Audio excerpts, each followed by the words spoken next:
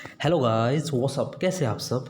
दोस्तों मैं आ गया हूं आपके सामने एक नई वीडियो के साथ। मेरा नाम है शुभम जैन और आपका स्वागत है शुभम जैन कॉमर्स डिस्कशन में। दोस्तों financial management cost of capital के तीन पार्ट सक्सेसफुली यूट्यूब चैनल पर अपलोड हो चुके हैं। जाइए और देखिए उन्होंने। दोस्तों तो आज उसी अपनी कॉस्ट ऑफ कैपिटल की सीरीज़ को कंटिन्यू करते हुए आज हम मिले हैं पार्ट 4 के साथ। कौन सा पार्ट के साथ दोस्तों? पार्ट 4 के साथ। दोस्तों पार्ट 4 के अंदर हम देखेंगे कि कॉस्ट ऑफ इक्विटी कैसे कैलकुलेट करी जाती है। पार्ट 3 में भी मैंने आपको बताया था कि कॉस्ट ऑफ इक्विटी कैसे कैलकुलेट करी जाती है, लेकिन उसके तमाम कितने मॉडल थे? 6 मॉडल थे, जिसके अंदर मैंने स्टार्टिंग के 2 मॉडल जो उसके अंदर डिस्कस कर लिए थे with questions and example and with the theory. दोस्तों आशा है आपने वीडियो देख लो और आपको अच्छे से समझ आ गई होगी। जैसा कि मैंने लास्ट वीडियो में कहा था कि जो तीसरा मॉडल है डिविडेंड ग्रोथ मॉडल, वो थोड़ा बड़ा रहने वाला है, इसलिए वो पूरी की पूरी एक वीडियो जो है उस पर डेडिकेट मेरी रहेगी। हो सकता है अगर टाइम बचा मैं आपको चौथा मॉडल भी आज कराऊं, क्योंकि चौथा मॉडल आपका हार्डली जो है 2 से 4 मिनट लेगा, बहुत छोटा है, जिसके अंदर सिर्फ एक फॉर्मूला है, ज़्यादा समझने लायक कुछ नहीं है। लेकिन third dividend growth model is most important. ये एग्ज़ाम में जो है बहुत ज़्यादा जो है पूछा जाता है, इसलिए इसमें प्लीज़ कुछ कॉम्प्रोमाइज़ मत करिएगा, पूरी की पूरी वीडियो को देखिएगा। मैंने सारे के सारे आप देख सकते हैं यहाँ नोट्स मैंने रेडी कर रखे हैं विद थ्योरी एंड एग्जाम्पल। एक एक चीज़, एक एक पार्ट, एक एक एलिमेंट को समझना बहुत बहुत आवश्यक हो जाता है इसके अंदर, क्योंकि एग्ज़ाम के अंदर ये क्वेश्चन थोड़ी पलटी मार लेता है, जिससे कि बच्चे गलत कर आते हैं और आने के आसार है बहुत ज़्यादा। तो दोस्तों मेरा नाम है शुभम जैन, आइए करते हैं वीडियो को स्टार्ट। तीसरा मॉडल जिसका नाम क्या है दोस्तों, क्या है जिसका नाम है दोस्तों, आप स्क्रीन पे देख सकते हैं, डिविडेंड ग्रोथ मॉडल।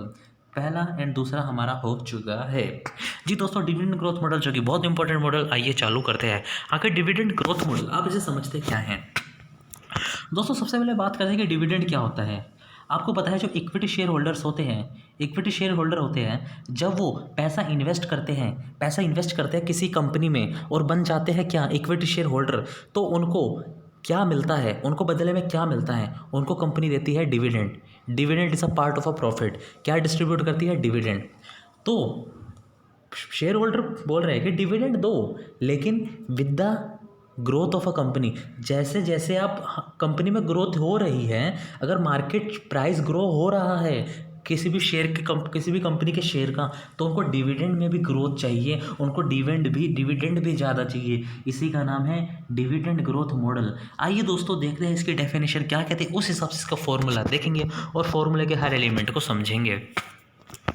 दोस्तों डिविडेंड ग्रोथ मॉडल को हम डिस्काउंट मॉडल भी कहते हैं, जैसे कि आप स्क्रीन पे देख सकते हैं, और इसे हम गॉर्डन मॉडल भी कह सकते हैं। गॉर्डन सर थे जिन्होंने जो है ये मॉडल हमें बताया था। According to the Myron Gordon, ये उनका नाम है। इक्विटी शेयर होल्डर, आप स्क्रीन पे पढ़ते रहिए। Equity share holder expected to receive dividend. जी ठीक है, इक्विटी शेयर होल्डर चाहता है कि मेरे को डिविडेंड मिले, ऐसा वो एक्सपेक्ट कर रहा है हर साल, ईच ईयर, ठीक है जी। Which should grow at the same pace at which the company earning are growing annually. हर साल वो एक्सपेक्ट कर रहा है मुझे डिविडेंड मिले। क्यों? क्योंकि विद द सेम पेस, उसी रफ्तार से, उसी ढंग से, जिस ढंग से कंपनी की अर्निंग ग्रो हो रही है एनुअली, जिस हिसाब से कंपनी की अर्निंग में बढ़ोतरी आ रही है हर साल। आशा आप समझ गए होंगे। अपार्ट फ्रॉम दिस, इससे हटके देखते हैं, शेयर होल्डर भी एक्सपेक्ट करता है कि ग्रोथ होए market value of the share में। जो शेयर उसने खरीद रखा है, मानो उसने 10 रुपये का शेयर खरीदा, तो वो भी एक्सपेक्ट करता है कि जो शेयर की जो मार्केट वैल्यू है वो भी 10 से 20 होए, 25 होए, ताकि वो अच्छे दामों पे बेच सके। The expectation of equity share holder equity capitalization rate is hence the sum of dividend yield. ये सारी चीज़ें किस पर डिपेंड है? कितना डिविडेंड उस पर मिलता है जी। अगर मैं शॉर्ट में इसका मतलब समझाऊँ डिविडेंड ग्रोथ मॉडल, कि हर इक्विटी शेयर होल्डर एक्सपेक्ट करता है अपना डिविडेंड भी उसी ग्रोथ से जिस हिसाब से अर्निंग और मार्केट प्राइस ग्रो होता है कंपनी का। जी दोस्तों आशा है आपको समझ आ गया होगा। अगर समझ नहीं आया तो वीडियो तक बने रहिए, आपको मैं दोबारा समझाने का प्रयत्न करता हूँ। दोस्तों इसका फॉर्मूला क्या रहता है? कॉस्ट ऑफ इक्विटी निकालने का by the dividend growth model. Formula is cost of equity D1 upon में P0 प्लस G। अब दोस्तों ये G क्या है, P0 क्या है, D1 क्या है, इसे मैं आपको समझाने का प्रयत्न करूँगा, बस मेरे साथ बने रहिएगा वीडियो के अंत तक। जी दोस्तों इसमें आए सबसे पहले के ई से आप भली भाली जो है वाकिफ होंगे, परिचित होंगे कि के ई क्या होता है। के ई होता है इक्विटलाइजेशन रेट, कॉस्ट ऑफ इक्विटी जिसे हम कहते हैं, रिक्वायर्ड रेट ऑफ रिटर्न, जो मैंने आपको शायद पहले भी बताया था। जी दोस्तों, के ई मतलब cost of equity, required rate of return मतलब कॉस्ट ऑफ इक्विटी। जी एंड नेक्स्ट D1 क्या होता है? D1 P1, ये बहुत इंपॉर्टेंट टर्म है, इसको प्लीज समझिएगा। दोस्तों D1 होता है डिविडेंड। अब ये D1 क्या होता है? D1 होता है डिविडेंड करंट ईयर का, dividend eight the end of current year के एंड का डिविडेंड, करंट ईयर के एंड का डिविडेंड। जी एक होता है D0 क्या होता है? इसे प्लीज़ लिख लीजिएगा, अगर आप नहीं लिख रहे हैं तो इसको समझ लीजिएगा। D0 क्या होता है? अगर डिविडेंड D1 डिविडेंड है करंट ईयर के एंड का, माफ़ी चाहूँगा दोस्तों, करंट ईयर के एंड का, तो D0 क्या है? तो वो भी डिविडेंड है लेकिन एंड का ही, लेकिन किसका? प्रीवियस ईयर का। मतलब मैं कह सकता हूँ D1 है dividend end of current year and D0 है dividend end of previous year. जी दोस्तों आगे बढ़ते हैं, इसे आप पढ़ भी सकते हैं। D1 net expected dividend, dividend payable at the end of the current year और dividend payable out of current year, मतलब कि वो डिविडेंड जो आपने करंट ईयर में से दिया है और वो डिविडेंड जो डिपेंड करता है and of the current year. अब P0 क्या है दोस्तों? P होता है market price of share. P क्या होता है दोस्तों? Market price of share. अब यहाँ पे P0 क्या लगाया? P0 होता है eight the beginning of current year. अब दोस्तों भली वाली वाकिफ होंगे, आपको इस बात का पता होगा, अगर आप कॉमर्स के स्टूडेंट हैं, जो प्रीवियस ईयर का एंड होता है, जो प्रीवियस ईयर का एंड होता है वही करंट ईयर का ओपनिंग होता है। जो प्रीवियस ईयर का एंड होता है वही करंट ईयर का ओपनिंग होता है। 2017-18 का 31 मार्च 2018 का क्लोजिंग स्टॉक क्या 1 अप्रैल 2018 का ओपनिंग स्टॉक नहीं होगा? जी होगा। तो वही है, जो पिछले साल का क्लोजिंग होता है वो नए साल का ओपनिंग होता है। जी दोस्तों आशा है आप समझ गए होंगे P0, P1, D0 और D1 का मतलब। बस इस चीज़ को ध्यान रखिएगा, D मतलब डिविडेंड और P मतलब मार्केट प्राइस। 0 और 1 मतलब 0 मतलब पिछले साल का और 1 मतलब इस करंट साल का। जी अब ये G क्या होता है दोस्तों? G रिप्रेजेंट करता है ग्रोथ रेट को। दोस्तों मैं फिर कह रहा हूँ, वीडियो तक बने रहिएगा, अच्छे से समझेगा इस चीज़ को, नज़रें मत चुराइए इस चीज़ से, क्योंकि नज़रें हटी दुर्घटना घटी, क्योंकि ये चीज़ आपको समझनी बहुत सी। अगर आप ये चीज़ नहीं समझोगे तो आप क्वेश्चन नहीं कर पाओगे। एक बार ये चीज़ें समझ लीजिए, आपके क्वेश्चन दबादब होने लग जाएंगे। जी मतलब क्या होता है दोस्तों? Growth rate. ग्रोथ किसी भी फॉर्म में हो सकती है, या अर्निंग्स की फॉर्म में हो सकती है ग्रोथ, कंपनी की ग्रोथ या तो अर्निंग में हो सकती है, या डिविडेंड देने में हो सकती है, या मार्केट प्राइस में हो सकती है।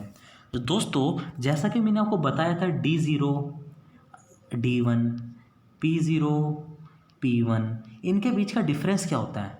कुछ तो होता होगा। अगर आपको D0 से D1 कैलकुलेट करना है या P0 से P1 कैलकुलेट करना है तो इसके बीच का डिफरेंस क्या है? लेट्स एग्जांपल दोस्तों, पिछले साल का डिविडेंड है 15, यानी कि P0, ठीक है दोस्तों, और आपका ग्रोथ है, हर साल आपकी ग्रोथ हो रही है दोस्तों कितने से? 10% से। ये है D0, माफ़ी चाहूँगा, ये D0 ले लेते हैं। ग्रोथ है हो रही है 10% से। अब वो बोल रहा है कि पिछले साल का अगर 15 है तो करंट ईयर का निकालो इस साल का। तो मैं बोलूँगा इसमें क्या बात है, अगर पिछले साल का 15 है, हर साल 10% से ग्रोथ हो रही है, तो 15 के अंदर मैं 10% प्लस कर देता हूँ, मतलब मेरा कितना का 16.5 आ जाता है। आशा है दोस्तों आपको ग्रोथ का मतलब, डिविडेंड और प्राइस का मतलब जो है समझ आ गया होगा। अब देखते हैं दोस्तों D1 डिविडेंड कैसे निकलता है। दोस्तों dividend it is a part of a earning of the company. Company या तो एक काम करती है, या सारा का सारा रिटेंड कर लेगी अर्निंग का, या सारा का सारा डिविडेंड दे देगी, या कुछ पोर्शन डिविडेंड दे देगी, या कुछ पोर्शन अपने पास रख लेगी as a retained earning. Retained earning मतलब सेविंग। जी मानो एक कंपनी है 100 करोड़ रुपए कमाए, कंपनी कह रही है एक काम करते हैं 50 crore as a dividend distribute कर देते हैं, और 50 करोड़ हम जो है फ्यूचर के लिए कुछ इन्वेस्टमेंट करनी है हमें कुछ प्रोजेक्ट में, उसके लिए सेविंग यानी कि रिटेंड अर्निंग पा कर लेते हैं। अब इस रिटेन्ड अर्निंग को हम किस साइन से डिनोट करते हैं? जैसे हम डिविडेंड को डी से डिनोट करते हैं, पी को मार्केट प्राइस से डिनोट करते हैं, ग्रोथ को जी से डिनोट करते हैं, ऐसे ही रिटेन्ड को, रिटेंशन को हम सेविंग को डिनोट करते हैं किससे? बी से। किससे? बी से। जैसा कि आप देख सकते हैं दोस्तों, डिविडेंड कैसे निकलता है? अर्निंग में से रिटेंशन पार्ट को माइनस कर दो। ये देखिए दोस्तों, मैं समझाता हूँ इस फॉर्मूले का मतलब आपको, प्लीज़ मेरे साथ बने रहिएगा। 100 करोड़ मैंने कमाए, मेरा मन कर रहा है कि मैं 50% इसमें से रिटेंड करूँ, 50% इसमें से क्या करूँ मैं? रिटेंड करूँ। तो मेरी रिटेंशन कितनी? 50%। और डिविडेंड कितना? और बाकी बचा कहाँ कर दूँ? डिविडेंड में डिस्ट्रीब्यूट। तो मैं कह सकता हूँ 1 में से 100% में से मैं रिटेंशन पार्ट माइनस कर देता हूँ, तो जितना बचेगा तो मैं वो सारा का सारा एज ए डिविडेंड जो है डिस्ट्रीब्यूट कर दूंगा। आशा है आपको समझ आ गया होगा, मैंने 1 माइनस बी यहाँ पे क्यों करा। बी होता है रिटेन्ड, अगर आपको डिविडेंड देना है तो रिटेन्ड वाला पार्ट माइनस करके सारा का सारा डिविडेंड आपका आ जाएगा। इस फॉर्मूले को देखिए। ई होता है EPS, expected earning per share, कि आप कितना कमा पा रहे हो, आपकी अर्निंग कितनी हुई, सारे के सारी टैक्सेस को, प्रेफरेंस डिविडेंड, सारे खर्चे, सारा प्रेफरेंस डिविडेंड, सारा इंटरेस्ट ऑन डेट को माइनस करने के बाद। और बी होता है आपका रिटेन्ड। बी क्या होता है आपका? रिटेन्ड, कि आप कितना रिटेंड कर रहे हो, कितना सेव कर रहे हो।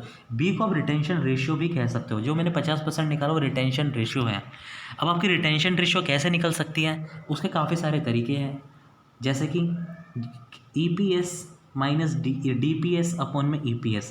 अर्निंग में से मैंने डिविडेंड माइनस करा तो क्या आई मेरे पास? रिटेंशन। किस में से? जितना मैंने सारा कमाया, EPS इंटू में 100। ये मेरी फिर कौन सी रेशियो निकल गई? रिटेंशन रेशियो, कि मैं कितना ज़्यादा सेव कर रहा हूँ। ये बस उसका बाइफर्केशन कर रखा है, इसे और खोल के बता रखा है, आपको कोई दिक्कत वाली बात नहीं आएगी। अब 100 माइनस डिविडेंड पेबल रेशियो, 100% में से डिविडेंड वाला पार्ट हटा दो तो क्या बच गया? रिटेंशन।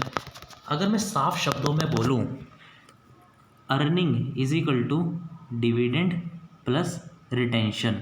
अर्निंग इन दो समूह का सम है, अर्निंग इस दो समूह का सम है। क्या क्या? रिटेंशन का और अर्निंग डिविडेंड का। तो आप क्या पाओगे? अर्निंग। अगर आपको डिविडेंड चाहिए तो अर्निंग में से ये माइनस कर दो, आपको रिटेंशन चाहिए तो अर्निंग में से डिविडेंड माइनस कर दो। यही है जी दोस्तों। इसे अब और आगे बढ़ते हैं। D1, जैसा कि मैंने आपको बताया था, अगर आपको D1 पे जाना है और आपको D0 गिवन है तो आपको उसके अंदर ग्रोथ को ऐड करना पड़ेगा। ये बात मैंने आपको बता दी। अब D0 क्या होता है? आपको क्वेश्चन के अंदर D0 कैसे कैसे आपको गिवन होगा, इसके कुछ हिंट है, या आपने वो जस्ट पेड करा है तो आपको मान लेना है। अगर ऐसा कुछ लिखा है डिविडेंड जस्ट पेड तो वो आपका D0 है। वो लिखा है पेड एट 0 पीरियड तो ये चीख के बोल रहा है 0, तो वो D0 है। वही बात जो मैंने आपको दी, paid at the beginning of current year, closing of the current year नहीं, beginning of the current year, क्योंकि जो पिछले साल का एंड होता है वही करंट ईयर का ओपनिंग होता है। इसलिए अगर and of the previous year लिखा है और the beginning of the current year लिखा है तो बात क्या है? सेम है, कोई दिक्कत वाली बात नहीं है जी। या लिखा है paid out of previous year earning, हमने पिछले साल की कमाई में से दिया है तो भी तो वही बात है, तो भी वो D0 कहलाएगा। D0 मतलब पिछले साल या करंट ईयर का बिगिनिंग, लेकिन D1 it's a current year of end of the current year. आशा है दोस्तों ये आपको डेफिनेशन समझ आ गई होगी मेरी अच्छे से, जो मैंने आपको पढ़ाया। आखिर KE क्या होता है, D1 क्या होता है, P0 क्या होता है, B क्या होता है, रिटेंशन क्या होता है जी। अब देखते हैं एक प्यारा सा क्वेश्चन जो रहा आपकी आंखों के सामने। क्वेश्चन बोल रहा है आपको P0 गिवन है, ठीक है जी। फॉर्मूला ये होता है, देख लीजिए, cost of equity is equal to D1 upon में P0 प्लस। अब बोलेंगे D1 कहाँ है दोस्तों? D1 अगर गिवन नहीं है तो D1 हम निकाल लेते हैं ऐसे, D0 1 प्लस G। पिछले साल के डिविडेंड में ग्रोथ को हमने प्लस कर दिया तो हम जो है D1 जो है तक पहुंच जाते हैं जी। दोस्तों आप देख सकते हैं ये रहा आपकी आंखों के सामने जी। निकालो कॉस्ट ऑफ इक्विटी। दोस्तों D1 हमें गिवन नहीं है, लेकिन D1 हम निकाल लेंगे। कैसे? D0 हमारे पास गिवन है, हमने उसके अंदर ग्रोथ को प्लस कर दिया। ग्रोथ कितनी है? 5%, मतलब 2 में हमने 5% को प्लस कर दिया। ठीक है जी। P0 गिवन है, P0 गिवन है, 20 यहाँ पे नीचे आ गया। G गिवन है, हाँ जी, G यानी ग्रोथ गिवन है 5%, हमने इसको प्लस माइनस काटा पीटी करी तो हमारा 15.5% जो है निकल के आ जाता है। जी दोस्तों, इस क्वेश्चन को एक बार फिर से आप देख लीजिए, तो खुद सॉल्व करने की भी ट्राई करिएगा जी। नोट कर सकते हैं, स्क्रीनशॉट ले सकते हैं इसका। जी दोस्तों, 5 सेकंड रुकते हैं, फिर चालू करते हैं।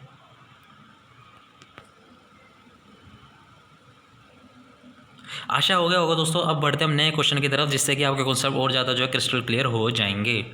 दोस्तों आइए क्वेश्चन नंबर 12 की हम बात करते हैं। आखिर क्वेश्चन नंबर 12 जो है मेरी किताब का, ये मैंने आपको यहाँ पे थोड़ा क्वेश्चन खोल के लिख रखा है, ये एक्चुअली प्रॉब्लम की फॉर्म में था जी। D1 है दोस्तों आपके पास गिवन कितना? 7। ग्रोथ कितनी हो रही है? 6%। ठीक है जी।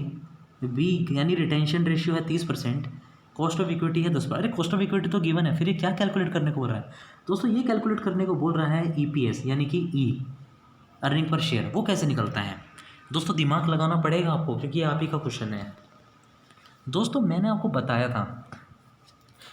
बताया था अर्निंग किस किस का समूह है। अर्निंग समूह है डिविडेंड का और रिटेंशन का। अर्निंग रेशियो समूह है डिविडेंड रेशियो का और रिटेंशन रेशियो का। तो अब आपको शायद समझ आ रहा होगा, हमारे पास D भी गिवन है, लेकिन D की रेशियो गिवन नहीं है। B भी गिवन है, यानी कि रिटेंशन भी गिवन है, रिटेंशन की रेशियो गिवन है जी दोस्तों। तो आइए दोस्तों इसको कैसे निकालेंगे। दोस्तों आपको पता है कि डिविडेंड हम कैसे निकालते हैं।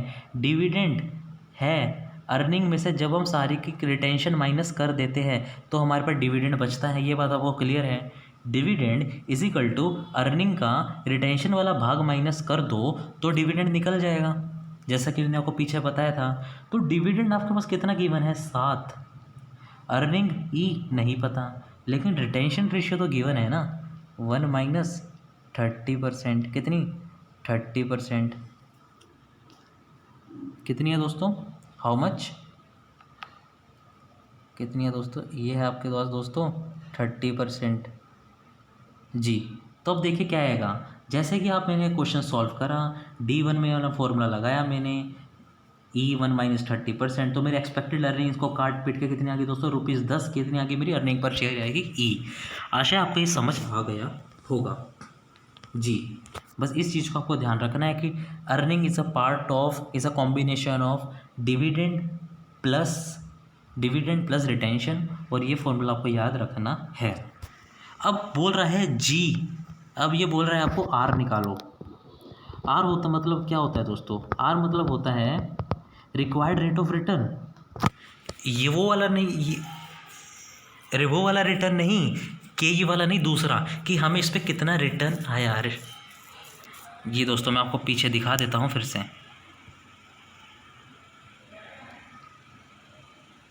G is equal to B into R। जब भी आपको G गिवन नहीं होता, ये अभी बताने की बात नहीं है, लेकिन फिर भी मैं आपको बता रहा हूँ, ये क्वेश्चन में ज़्यादातर आता नहीं है क्वेश्चन, स्टिल मैं आपको बता रहता हूँ दोस्तों। R मतलब होता है रिटर्न, एक होता है कॉस्ट और एक होता है रिटर्न। जब आपने 10,000 रुपये इन्वेस्ट करे तो आप सोचोगे कि मेरे को उससे ज़्यादा ही मिले, मैं आपको मिले 20,000, तो आपको कितना रिटर्न मिला। तो ये रिटर्न आपको अमाउंट में ना दे के परसेंटेज में बता रहे हैं। रिटर्न इसका मतलब है कि इन्वेस्ट के बाद हमें मुनाफा कितना हुआ, हमें कितना ज़्यादा इन्वेस्टमेंट का कितना रिटर्न मिला बदले में, ये उस रिटर्न की बात कर रहा है। जब आपको G गिवन नहीं होता है, फॉर्मूला में लिखवा देता हूँ। इनकेस आपको ग्रोथ गिवन नहीं है तो आप ये फॉर्मूला अप्लाई करके ग्रोथ भी निकाल सकते हो, B इंटू R। अच्छा है, ये मैंने आपको बता दिया। G is equal to B into R। आपको G गिवन है, B गिवन है, R गिवन नहीं है, तो आपको रिटर्न कितना आ गया? 20%। जी दोस्तों, ये था प्यारा सा क्वेश्चन पूरे की पूरी फ्रेमिंग के साथ, with the concepts, with the elements, with the questions and with the theory. आशा है आपको जो है समझ आ गया होगा। एक बार इसे क्विकली जो है फिर से रिवाइज करते हैं। दोस्तों कॉन्सेप्ट का नाम डिविडेंड ग्रोथ मॉडल। फॉर्मूला देखिए, D1 upon P0 plus G। D1 मतलब करंट ईयर का डिविडेंड, ठीक है जी। D0 मतलब पिछले साल का डिविडेंड या करंट ईयर के बिगिनिंग का डिविडेंड। G मतलब ग्रोथ। P0 मतलब मार्केट प्राइस। मार्केट प्राइस कौन सा? Beginning of the current year P0, ठीक है जी। आगे बढ़ते हैं, आखिर D1 से D0 पे जाना है, D0 से D1 पे जाना है, तो D0 से अगर D1 पे जाना है तो D0 के अंदर ग्रोथ को ऐड कर दो, ठीक है जी। अर्निंग कितने पार्ट का समूह है? डिविडेंड का और रिटेंशन का, ठीक है जी। डिविडेंड कैसे कैलकुलेट करते हैं? जब आप अर्निंग में से रिटेंशन पार्ट माइनस कर देते हो। ये काफ़ी सारे फॉर्मूले आपको गिवन है। आशा आपको समझ आ गया होगा। अब जो एक चौथा मॉडल होता है, कौन सा मॉडल होता है दोस्तों? चौथा मॉडल, जिसका नाम क्या है? डिविडेंड ग्रोथ मॉडल हम कर चुके हैं। अब दूसरा क्या है दोस्तों? Earning growth model. इसके अंदर कुछ भी नहीं है, 2 मिनट का कॉन्सेप्ट है, आपको भली भांति समझ आ जाएगा जी। जैसे कि हम डिविडेंड ग्रोथ मॉडल के अंदर D1 अपॉन में P0 प्लस जी करते थे, इसके अंदर कुछ नहीं करना है। इसके अंदर आपका फॉर्मूला रहेगा सिंपल, सीधा सादा। अर्निंग ग्रोथ मॉडल मतलब EPS अपॉन में MPS प्लस जी। कौन सी चीज़? EPS अपॉन में MPS प्लस जी। एक क्वेश्चन भी कर लेते हैं। ये बस इतना ही है, आप मत बोलिएगा मैंने आपको पूरा नहीं बताया, ये है ही इतना, और ये आता भी नहीं है। आएगा तो 1% इसके चांस है आने के जी। दोस्तों EPS कितना है? 40। MPS कितना है? 250। और जी कितना है? 5%। लीजिए आगे 21%। ये बस इतना ही है। आशा आपको ये वीडियो पसंद आई होगी। आपको भली भांति डिविडेंड ग्रोथ मॉडल जो कि मेन था, इंपॉर्टेंट था, जिस पे ये पूरी क्लास डेडिकेट रही है, एक्सपेक्ट 1 मिनट, जिसमें मैंने आपको अर्निंग ग्रोथ मॉडल कराया। डिविडेंड ग्रोथ मॉडल मेन है, काफ़ी ज़्यादा क्वेश्चन में आता है कि कॉस्ट ऑफ इक्विटी निकालो with the help of dividend growth model, जिसके लिए आपको डेफिनेशंस की भली भांति जानकारी होना जरूरी है, जो मैंने आपको समझाई यहाँ पे ये सारी डेफिनेशन जो मैंने आपको समझाई है, इनकी जानकारी होना आपको बहुत ज़्यादा ज़रूरी है। आशा आपको ये समझ आ गई होकर। इनकेस नहीं आई तो इस वीडियो को बार बार देखिए। अगर फिर भी नहीं आता है कि इनकी माइनर चीज़ों में आपको प्रॉब्लम है, तो आप मेरे को व्हाट्सअप या इंस्टाग्राम पे या मेल मेरे को कर सकते हैं। मैं डेफिनेटली आपकी क्वेरी जो है पर्सनली डील करूँगा। आशा है दोस्तों आपको वीडियो समझ आई होगी। ये वीडियो दोस्तों ना कि CA CM में BCom ऑनर्स BBA BCA के लिए एप्लीकेबल है, सबके लिए ये वीडियो एप्लीकेबल है। कोई भी इस चीज़ को देख सकता है और इसका फ़ायदा जो है ले सकता है। अगर दोस्तों को कुछ भी प्रॉब्लम आती है तो आप जो है मुझसे जो है कॉन्टैक्ट कर सकते हैं। दोस्तों अब हमारे जो कॉस्ट ऑफ इक्विटी निकालने के चारों के चार जो है मॉडल जो है कंप्लीट हो चुके हैं। अब जो नेक्स्ट वीडियो में मैं लाऊंगा कैपिटल एसेट प्राइसिंग मॉडल जो है कैसे निकालते हैं cost of equity with the help of capital asset pricing model, CAPM model, which is also a most important like dividend growth model. तो दोस्तों आशा आपको ये वीडियो समझ आई होगी, और इस प्लीज़ वीडियो का पूरा फायदा उठाइए और शेयर करिए अपने दोस्तों के साथ। मैं जल्दी मिलूंगा आपके सामने एक नई वीडियो के साथ। तब तक के लिए thank you so much, thank you so much, thank you so much. Fit रहिए, फाइन रहिए, सबका ख्याल रखिए। Thank you so much. God bless you all.